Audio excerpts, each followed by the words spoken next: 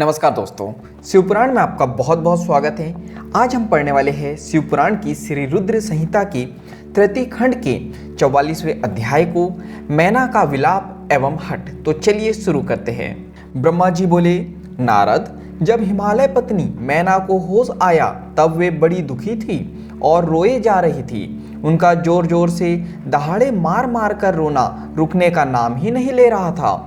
वे रोते हुए अपने पुत्रों, पुत्री तथा अपने पति गिरिराज हिमालय सहित देवर्षि नारद व सप्त ऋषियों की निंदा करते हुए उन्हें कोस रही थी।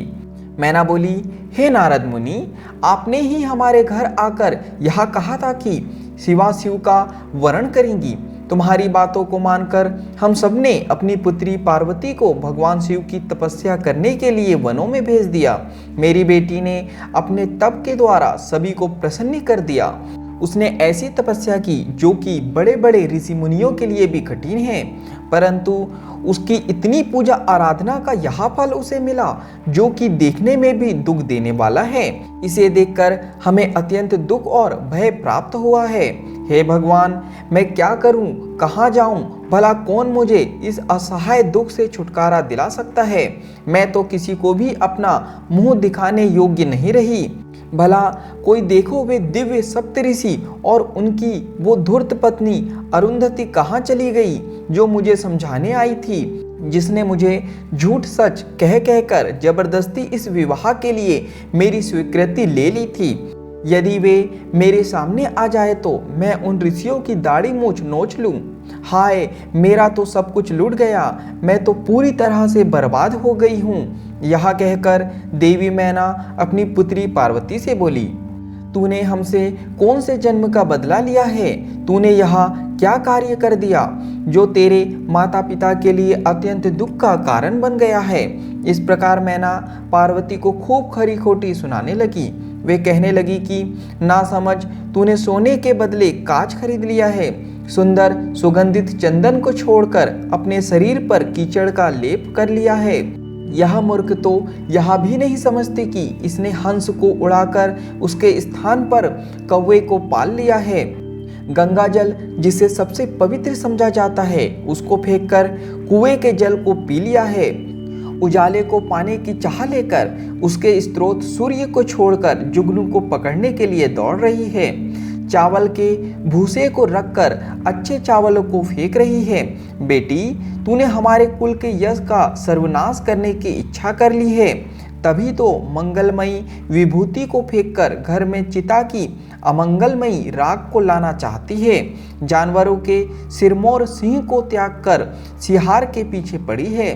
पार्वती, तूने बड़ी भारी मूर्खता कर दी है, जो सूर्य, चंद्रमा, श्री हरि विष्णु और देवराज इंद्र जैसे सुंदर सर्वगुण संपन्न परम ऐश्वर्य और वैभव के स्वामियों को छोड़कर दुष्ट नारद की बातों में आकर एक महाकुरूप शिव के लिए रात दिन वनों की खाक छानती रही और घोर तपस्या करती रही। तुझे, तेरी बुद्धि, तेरे रूप तथा तेरी सहायता करने वाले प्रत्येक उस मनुष्य को धिक्कार है जिसने तुझे गलत राह पर चलने में मदद की। हमको भी धिक्कार है जो मैंने और तेरे पिता ने तुझे जन्म दिया। सुबुद्धि देने वाले उन सप्तऋषियों को भी मैं धिक्कारती हूँ। उन्होंने गलत उपदेश देकर मुझे गलत रास्ते पर लाकर खड़ा कर दिया। उन्होंने तो मेरा घर जलाने का पूरा प्रबंध कर दिया है, मेरे कुल को सर्वनाश की कगार पर ले आए हैं। पार्वती, मैंने तुझे कितना समझाया पर तू अपनी जीत पर अड़ी रही। पर अब और नहीं, अब मैं तेरी एक भी नहीं सुनूंगी। मैं तो अभी तुझे मार डालूंगी। तुझे जीवित रखने का अब कोई प्रयोजन नहीं है। तुझे मारकर खुद की जीवन लीला भी समाप्त कर दूंगी, भले ही मुझे नरक का भागी क्यों ना होना पड़े। मेरा दिल करता है कि मैं तेरा सिर काट दूं, तेरे शरीर के टुकड़े टुकड़े कर दूं, तुझे छोड़कर कहीं चली जाऊं। यह कहकर देवी मैना मूर्छित होकर फर्श पर गिर पड़ी। तब उस समय उनकी ऐसी हालत देखकर सभी देवता उन्हें समझाने के लिए उनके पास गए। सबसे पहले मैं, ब्रह्मा, उनके पास पहुंचा। तब मुझे वहां देखकर नारद, तुमने कहा, देवी, आपको इस बात का ज्ञान नहीं है कि शिवजी बहुत सुंदर है। अभी तुमने उनका सही स्वरूप देखा ही कहाँ है। अभी जो कुछ तुमने देखा है वह उनकी लीला मात्र है देवी। आप अपने क्रोध को त्याग दे और स्वस्थ होकर शुद्ध हृदय से विवाह का कार्य आरंभ करें। इतना सुनना था कि मैना के क्रोध की अग्नि भभक उठी। वे बोली, दुष्ट नारद, यहाँ से इसी वक्त चला जा। तू दुष्टों का भी दुष्ट और नीच है। तू मेरे सामने भूल कर भी मत आना। इसी समय यहाँ से निकल जा। मैं तेरी सूरत तक देखना नहीं चाहती। मैना के ये वचन सुनकर इंद्रादि देवता दौड़कर वहां चले आए और बोले, हे पितरों की कन्या मैना, भगवान शिव तो इस समस्त चराचर जगत के स्वामी हैं। वे तो सबको सुख देने वाले तथा सबको मनोवांछित वर देने वाले सर्वेश्वर हैं। वे तो भक्त वत्सल है और सदा ही अपने भक्तों के अधीन रहते हैं। आपकी पुत्री पार्वती ने कठिन तप करके भगवान शिव को प्रसन्न किया है तथा वरदान के रूप में उनको अपना पति होने का वर प्राप्त किया है। तभी तो आज वे अपने दिए वरदान को पूरा करने के लिए, उनका पानी ग्रहण करने के लिए यहाँ पधारे हैं। यह सुनकर मैना और अधिक रोने लगी और बोली, शिव तो बहुत भयंकर है। मैं अपनी पुत्री पार्वती कदापि उन्हें नहीं दूंगी। आप सब देवता क्यों ये षड्यंत्र रच रहे हैं? आप मेरी प्राण प्रिय फूलों के समान कोमल पुत्री को क्यों इन भूत प्रेतों के हवाले करना चाहते हैं? इस प्रकार देवी मैना सब देवताओं पर क्रोधित होकर उन्हें फटकारने लगी। जब वशिष्ठ आदि सप्तऋषियों ने देवी मैना के इस प्रकार के वचन सुने तो वे भी मैना को समझाने के लिए उनके निकट आ गए। तब वे बोले, हे पितरों की कन्या मैना, हम तो तुम्हारा कार्य सिद्धि करने के लिए यहाँ आए हैं। भगवान शिव का दर्शन तो सभी पापों का नाश करने वाला है और यहाँ तो वे स्वयं आपके घर पधारे हैं। इस बात को सुनकर भी देवी मैना को कोई संतोष नहीं हुआ। उनका क्रोध यथावत रहा तथा उन्होंने फिर कहा कि मैं पार्वती के टुकड़े टुकड़े कर दूंगी, परंतु उसको शिव के साथ नहीं भेजूंगी। दूसरी ओर देवी मैना के इस व्यवहार से चारों ओर हाहाकार मच गया। जब शैलराज हिमालय को मैना के इस व्यवहार की सूचना मिली तो वे फौरन दौड़ते हुए अपनी पत्नी के पास आ गए और बोले, हे प्रिय, तुम इतनी क्रोधित क्यों हो रही हो? देखो हमारे घर में कौन कौन से महात्मा पधारे हैं और तुम इनका अपमान कर रही हो। तुम भगवान शंकर के भयानक रूप को देखकर भयभीत हो गई हो। देवी, वे तो सर्वेश्वर है। भय करना छोड़कर उनके मंगलमय रूप का दर्शन करो। विवाह के शुभ कार्यों का शुभारंभ करो। अपने हठ को छोड़ो और क्रोध का त्याग कर शिव पार्वती विवाह के मंगलमय कार्यों को संपन्न करो। देवी, तुम जानती हो कि भगवान शिव अनुपम लीला करते हैं। यह भी उनकी लीला का एक भाग ही है। अतः तुम अपने मन के डर को दूर करके यथाशीघ्र पूर्ववत कार्य करो। शैलराज हिमालय के ये वचन सुनकर उनकी पत्नी मैना अत्यंत क्रोधित हो गई और बोली, हे स्वामी, आप ऐसा करिए कि पार्वती के गले में रस्सी बांधकर उसे पर्वत से नीचे गिरा दीजिए या फिर उसे समुद्र में डुबो दीजिए। चाहे कुछ भी करके उसकी जीवन लीला समाप्त कर दीजिए। मैं आपको कुछ नहीं कहूंगी, परंतु मैं पार्वती का हाथ किसी भी परिस्थिति में शिव को नहीं सौंपूंगी। यदि फिर भी आपने हठपूर्वक पार्वती का विवाह शिव से करने की ठान ली है तो मैं अपने प्राणों को त्याग दूंगी। अपनी माता मैना के ऐसे वचन सुनकर पार्वती उनके करीब आकर बोली, माता, आप तो ज्ञान की प्रतिमूर्ति हैं। आप सदा ही धर्म के पथ पर अनुसरण करने वाली हैं। भला आज ऐसा क्या हो गया है जो आप धर्म के मार्ग से विमुख हो रही है? हे माता, महादेव जी तो देवों के देव है। वे निर्गुण निराकार है। वे तो परम ब्रह्म परमात्मा हैं और सबके सर्वेश्वर है। वे तो इस संसार की उत्पत्ति के आधार है। भगवान शिव भक्त वत्सल है एवं अपने भक्तों को सदैव सुख प्रदान करने वाले हैं। भगवान शिव सब अनुष्ठानों के अधिष्ठाता है।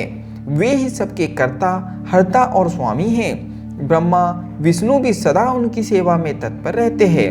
हे माता, आपको तो इस बात का गर्व होना चाहिए कि आपकी पुत्री का हाथ मांगने के लिए देवता भी याचक की भांति आपके दरवाजे पर पधारे हैं। अतः आप बेकार की बातों को छोड़कर उत्तम कार्य करो। मुझे भगवान शिव के हाथों में सौंपकर अपने जीवन को सफल कर लो। माता, मेरी छोटी सी विनती स्वीकार कर लो और मुझे भगवान शिव के चरणों में उनकी सेवा के लिए समर्पित कर दो। माँ, मैंने मन, वाणी और क्रिया द्वारा भगवान शिव को अपना पति मान लिया है। अब मैं किसी और का वर्ण नहीं कर सकती। मैं सिर्फ महादेव जी का ही स्मरण करती हूँ। उन्हें पति रूप में पाने की इच्छा लेकर ही मैंने अपनी जिंदगी के इतने वर्ष बिताए हैं। भला आज मैं कैसे अपने वचन से पीछे हट जाऊं? पार्वती जी के कहे वचनों को सुनकर मैना क्रोध के आधिक्य से उद्वेलित हो गई और उसे डांटने तथा बुरे वचन कहने लगी। मैना रोते जा रही थी। मैंने और वहां उपस्थित सभी महानतम सिद्धों ने देवी मैना को समझाने का बहुत प्रयत्न किया, परंतु सब निरर्थक सिद्ध हुआ। वे किसी भी स्थिति में समझने को तैयार नहीं थी। तभी उनके हट की बातें सुनकर परम शिव भक्त भगवान विष्णु वहां आ पहुंचे और बोले, हे पितरों की मानसी पुत्री एवं शैलराज हिमालय की पत्नी मैना, आप ब्रह्मा जी के कुल से संबंधित है। इसी कारण आपका सीधा संबंध धर्म से है। आप धर्म की आधारशिला है। फिर भला कैसे धर्म का त्याग कर सकती है? इस प्रकार हट करना आपको शोभा नहीं देता। स्वयं सोचिए, भला सभी देवता, ऋषि मुनि और स्वयं ब्रह्मा जी और मैं आपसे असत्य वचन क्यों कहेंगे? भगवान शिव निर्गुण और सगुण दोनों ही हैं। वे कुरूप है तो स्वरूप भी है। सभी उनका पूजन करते हैं। वे ही सज्जनों की गति है। मूल प्रकृति रूपी देवी एवं पुरुषोत्तम का निर्माण भगवान शिव ने ही किया है। मेरी और ब्रह्मा जी की उत्पत्ति भी भगवान शिव के द्वारा ही हुई है। उसके बाद सारे लोगों का हित करने के लिए उन्होंने स्वयं भी रुद्र का अवतार धारण कर लिया है। तत्पश्चात वेद, देवता तथा इस जल एवं थल में जो भी चराचर वस्तु या प्राणी दिखाई देता है, उस सारे जगत की रचना भगवान शिव ने ही की है। हे देवी, कोई भी उनके रूप को नहीं जानता है और ना ही जान सकता है।